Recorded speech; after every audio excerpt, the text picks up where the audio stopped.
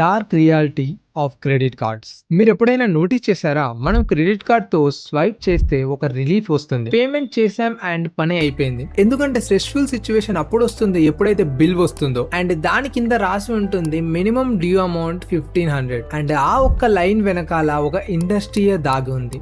దాని business model ఏంటి అంటే మీరు ఎప్పుడు ఫుల్ పేమెంట్ చేయొద్దు. ఆర్బీఐ డేటా ప్రకారం 2025 మిడ్ వరకు ఇండియాలో out standing credit card debt 2.9 lakh కోట్లు క్రాస్ చేసింది. ఇలాంటి తప్పేం కాదు, క్రెడిట్ కార్డ్ కన్వీనియంట్ పేరుతో మన ఫైనాన్షియల్ డిసిప్లిన్ని పాడు చేస్తుంది.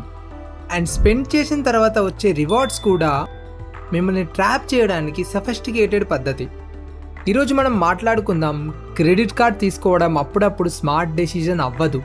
అలాగే చూద్దాం, మన క్లయింట్ రోహన్ మినిమం డ్యూ వల్ల బ్యాలెన్స్ షీట్ మొత్తం చేంజ్ చేశాడు. అండ్ ఫైనల్లీ ఈ కామన్ ట్రాప్తో మనం అందరము ఎలా కాపాడుకోవాలి.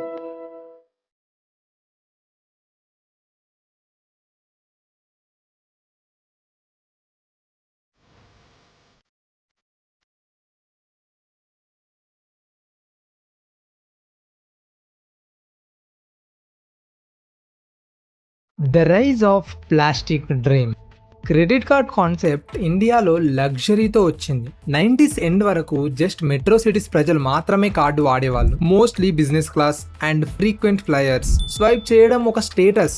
బ్యాంక్ కూడా జస్ట్ సెలెక్టెడ్ ప్రజలకు మాత్రమే ఆఫర్ చేసేవారు. అండ్ 2000s తర్వాత ఎకనామీ అగ్రెసివ్లీ గ్రో అయ్యింది. జాబ్స్ పెరిగాయి, శాలరీస్ స్టేబుల్ అయ్యింది అండ్ బ్యాంక్ మిడిల్ క్లాస్ కోసం కొత్త ప్రొడక్ట్స్ చేయడం స్టార్ట్ చేసింది. ఇక్కడే స్టార్ట్ అయింది ఒక స్లో షిఫ్ట్. కార్డ్ ని ఒక కన్వీనియంట్ కాదు, ఒక ఐడెంటిటీ లాగా అమ్మారు. మీకు క్రెడిట్ కార్డ్ లిమిట్ ఉండడం అంటే ట్రస్ట్ బై బ్యాంక్. తర్వాత వచ్చాయి ఫిన్టెక్ కంపెనీ. 2025 తర్వాత like slice, one card, lazy pay credit card ని లైఫ్ స్టైల్ చేసేసాయి. యాడ్స్ లో చూపించాయి by now and pay later, 10x rewards, 0% EMI. ప్రతి యాడ్ ఒకే మెసేజ్, స్పెండ్ చేయడం ఎంత ఉపయోగం అని. ఈవెన్ ఆర్బీఐ డేటా ప్రకారం 2019 తర్వాత ఇండియాలో active credit card users almost double అయ్యారు. ఈ రోజు సిచ్యువేషన్ ఎలా ఉంది అంటే మీకు లోన్ తీసుకోవడం కోసం పేపర్ వర్క్ చేయాలి, బట్ క్రెడిట్ కార్డ్ కోసం జస్ట్ ఒక యాప్ డౌన్లోడ్ చేస్తే చాలు. Just me pan card, Aadhaar details, with in 1 or 2 days లో మీ క్రెడిట్ కార్డ్ వచ్చేస్తుంది. ఈ ఫ్రిక్షన్ రిమూవల్ చాలా డేంజరస్ పార్ట్. ఎప్పుడైతే బారోయింగ్ ఈజీ అవుతుందో అప్పుడు దాని రియల్ డేంజర్ ఫీల్ అవ్వదు. ఎప్పుడైతే ఇప్పుడు ఈ వస్తువు తీసుకో, బిల్ తర్వాత పే చేయి అనే షిఫ్ట్ ఇండియాలో వస్తుందో, ఫస్ట్ ఈ లైన్ లోకల్ కిరాణా షాప్ అన్నా అనేవాడు. అండ్ అది కూడా చాలా ఏళ్ల ట్రస్ట్ పర్చేస్ తర్వాత. కానీ ఈ రోజు వచ్చే ఫిన్టెక్ కంపెనీస్ అదే ట్రస్ట్ ని చూపిస్తున్నాయి. వాళ్ళ మార్కెటింగ్ లో కూడా ఇదే మెసేజ్ ఉంటుంది, that it's okay to taking so much debt. And ఇక్కడే స్టార్ట్ అయితే ట్రాప్స్, ఏవైతే మనం చూడలేమో. The simple traps we didn't notice at all. Credit card companies business model చాలా సింపుల్ ఉంటుంది. ఎంత ఎక్కువ మీరు స్పెండ్ చేస్తారో దాని ప్రకారం వాళ్ళు ఎర్న్ చేస్తారు. కానీ ఇది ఎంత పద్ధతి ప్రకారం చేస్తారంటే ప్రజలకు అర్థమే కాదు వాళ్ళు తప్పు ఎక్కడ చేస్తున్నారు అని. Common trap, minimum payment. మీకు అనిపిస్తుంది మీరు రెస్పాన్సిబుల్ అని, ఎందుకంటే మీరు ఎంతో కొంత పే చేశారు. బట్ దీని మధ్యలో gap, total due amount, minimum payment, వాటిపైన కంపౌండ్ ఇంట్రెస్ట్ స్టార్ట్ అవుతుంది. మొత్తం 3% మంత్లీ ఇంట్రెస్ట్. వినడానికి చిన్నదే, బట్ ఇయర్ ఎండ్ వరకు ఇది 42% అవుతుంది. ఇంకో ట్రాప్, రివార్డ్ పాయింట్స్. దీన్ని చూసి అనిపిస్తుంది మనం ఏదో ఎక్స్ట్రా ఎర్న్ చేశామని, కానీ రియాలిటీ ఏది 1,00,000 స్పెండ్ చేస్తే రివార్డ్ పాయింట్స్ నెట్ వాల్యూ 500 నుంచి 1000 వరకు ఉంటాయి.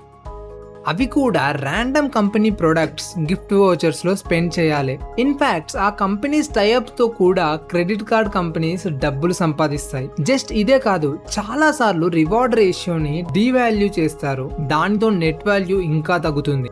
రివార్డ్ పాయింట్స్ లాజిక్ ఇదే, మీరు చాలా ఎక్కువ స్పెండ్ చేస్తారు కానీ దాని తర్వాత కూడా మీకు వచ్చే వాల్యూ చాలా చిన్నది. To ensure me credit card పైన స్పెండ్ కంటిన్యూ చేయాలి.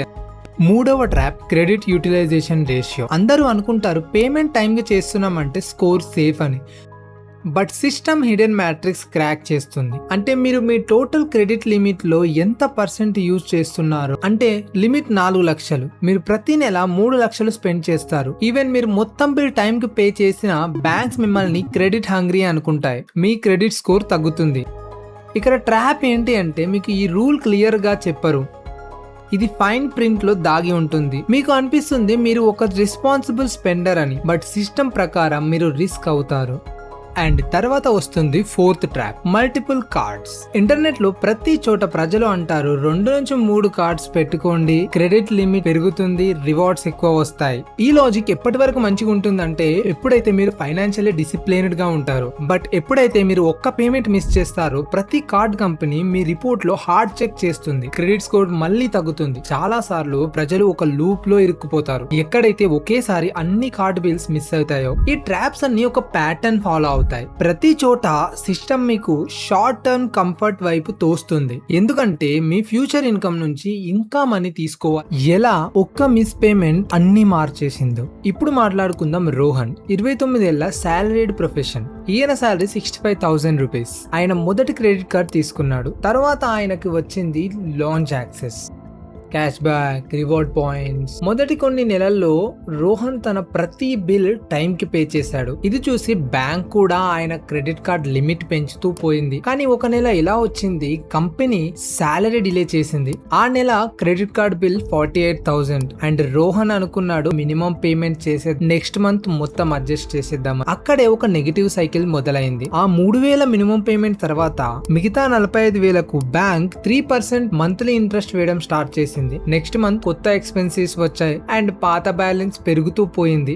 3 నెలల్లో రోహన్ అవుట్ స్టాండింగ్ 1,00,000 క్రాస్ అయ్యింది. ప్రతి నెల ఇంట్రెస్ట్ తో పాటు లేట్ పేమెంట్ ఛార్జెస్ కూడా. కానీ ఒక రోజు సివిల్ స్కోర్ చెక్ చేస్తే 590 వచ్చింది. ఐరనీ ఇదే, ప్రతి నెల బ్యాంక్ ఒక మెసేజ్ చేసింది, pay minimum to avoid penalty.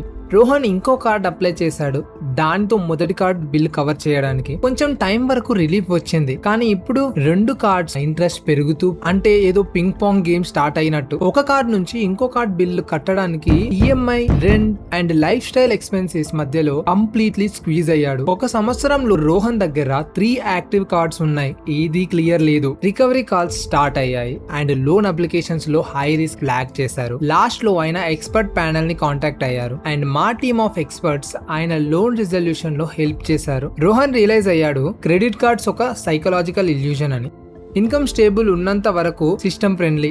ఎప్పుడైతే ఒక్క పేమెంట్ డిలే అవుతుందో సిస్టమ్ నిజ రూపం చూపిస్తుంది. ఒకవేళ మీరు లేదా మీకు తెలిసిన వాళ్ళు ఇలాంటి సిచ్యువేషన్ లో ఉంటే ఈ రోజు ఎక్స్పర్ట్ ప్యానెల్ ని కాంటాక్ట్ చేయండి. The normalization of debt.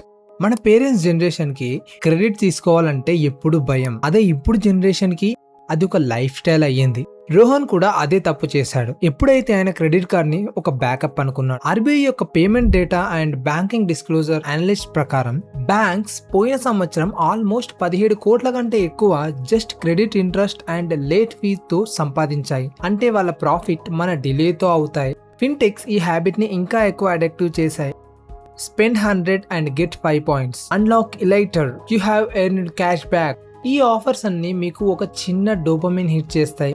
కానీ ఈ కంపెనీస్ బ్యాక్గ్రౌండ్ లో మీ స్పెండింగ్ ప్యాటర్న్ ని ట్రాక్ చేస్తాయి, కొత్త స్కీమ్స్ తెస్తాయి. అంటే మీరు మళ్ళీ ఆ విన్నింగ్ ఫీల్ కోసం వస్తూ ఉండాలి అని. Lack of transparency. ఇది చాలా పెద్ద ఇష్యూ. బ్యాంక్స్ ఈ టర్మ్స్ అన్ని డిస్క్లోజ్ చేస్తాయి, కానీ లాంగ్వేజ్ ఎంత టెక్నికల్ ఉంటుందంటే సాధారణ మనిషికి అర్థం చేసుకోలేడు. The bigger lesson. ఈ రోజు ప్రజలు క్రెడిట్ కార్డ్ ని ఒక నెసెసిటీ చేశారు. నిజం చెప్పాలి అంటే ప్రాబ్లం క్రెడిట్ కార్డ్ తో కాదు, దాని అండర్స్టాండింగ్. ప్రతిసారి మీరు మినిమం డ్యూ చేస్తారు లేదా మీ యూటిలైజేషన్ 70% క్రాస్ చేస్తారు, మీరు సిస్టమ్ ఆల్గోకి ఒక సిగ్నల్ ఇస్తున్నారు మీరు ప్రిడిక్టబుల్ స్పెండర్ అని. అండ్ క్రెడిట్ కార్డ్ వరల్డ్ లో ప్రిడిక్టబిలిటీ అర్థం ప్రాఫిట్.